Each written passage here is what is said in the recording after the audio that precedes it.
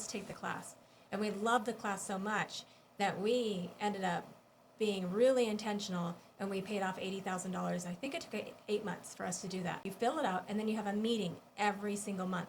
And you sit down with these papers, meeting, yeah. and you talk about, and you take a pencil, and you both get to erase or change, but at the end, you come to the same conclusion at the end of that budget. And I saved those papers because it's a statement to me of this is when you and I became aligned, because we had a vision meeting about how we were going to spend our money. We had an action plan of how we were going to spend our money, and we had a budget that helped me feel safe.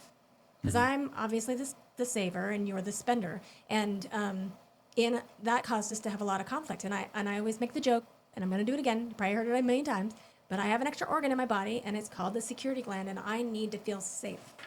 And when we go all the way to the edge of the cliff and dangle our toes over and take risks, it makes me feel fearful. And if you're anything like me, that's something that if your spouse is like that, you want to keep that in mind, that they need to feel safe. And part of that meeting, what it did for me was it made me feel safe because we had a plan. We had a plan for how much money we were going to have in savings. We had a plan for how we were going to pay off debt.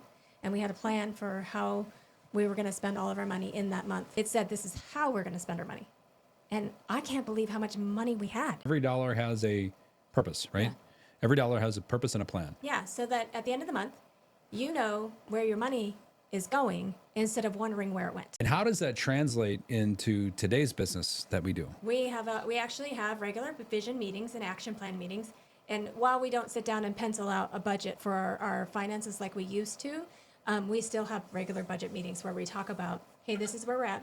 But mostly because we have developed in ourselves such a discipline that we're not running out of money at the end of the month. So it's a little bit different than it used to be when we were just spending everything we had and then some. Right. And had every payment on every vehicle that you could possibly have, every four-wheeler. Newest toys, newest everything. Yeah, we were in a different life for sure back then, and eating out all the time and just being foolish with our money. We're much different people now than then.